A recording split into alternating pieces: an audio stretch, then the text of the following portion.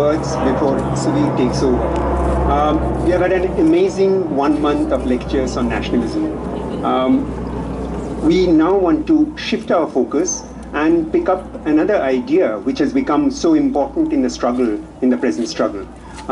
We entitled the next series, Azadi, the Many Meanings of Freedom.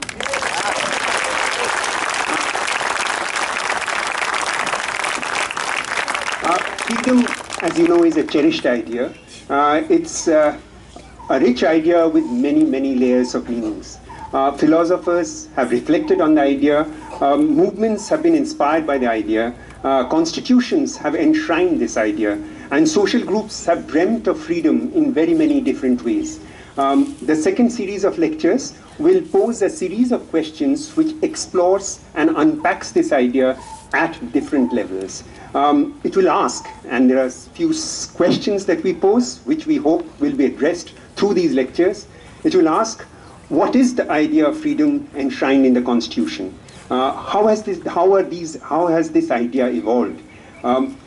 What were the debates through which this idea evolved? How does the constitutional idea differ in different countries? It's not the same. What the idea of freedom in India may not be the same as it is enshrined in the constitution of other countries. So let's explore and unpack that idea with the constitutional idea of freedom as enshrined in India, maybe South Africa, maybe other Latin American countries, maybe Europe, and see how it has evolved over time.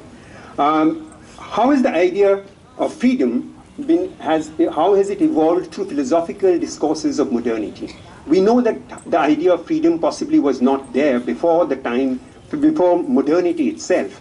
Now, how has this idea evolved? How have philosophers reflected on it? How has the idea mutated over time? We'll think of those and reflect on those. How has the idea been thought about by thinkers in non-Western countries? In India, again in Latin America, in South Africa, and maybe other countries. How has the idea been re-signified in social movements and through social movements? How new ideas of freedom emerge within social movements and inscribe themselves. Those ideas become part of the new idea of freedom as it evolves over time. What has the idea of freedom meant for women, for Dalits? And what happens to the category if we gender the term of gender the idea of freedom itself? What has freedom and unfreedom meant for the practices of science? What happens when the freedom to think of new ideas is constrained by the tyranny of hegemonic paradigms?